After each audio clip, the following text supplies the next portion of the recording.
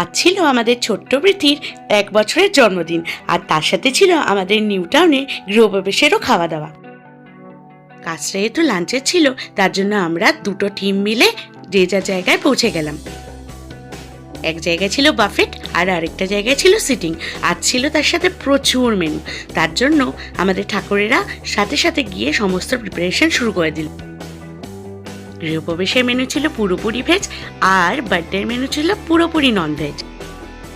দুপুরবেলা স্টার্টারের ব্যবস্থা থাকবার জন্য আমরা প্রথমেই গিয়ে স্টার্টারগুলো ভালোভাবে ম্যারিনেট করতে বসিয়ে দিয়েছিলাম, তারপরে এক ভাজা ভেজে নিয়েছিলাম।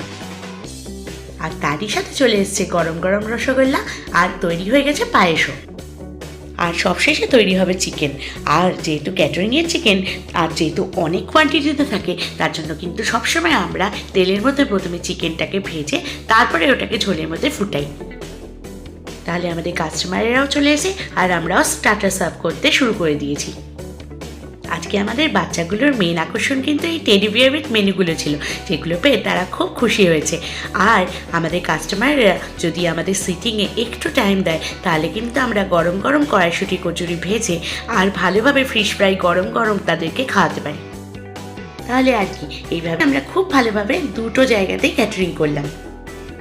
তাহলে আজকের মতো আসি, আবার দেখা হবে নতুন কোনো জায়গায় নতুন একটা ভিডিও নিয়ে। ততক্ষণের জন্য টাটা।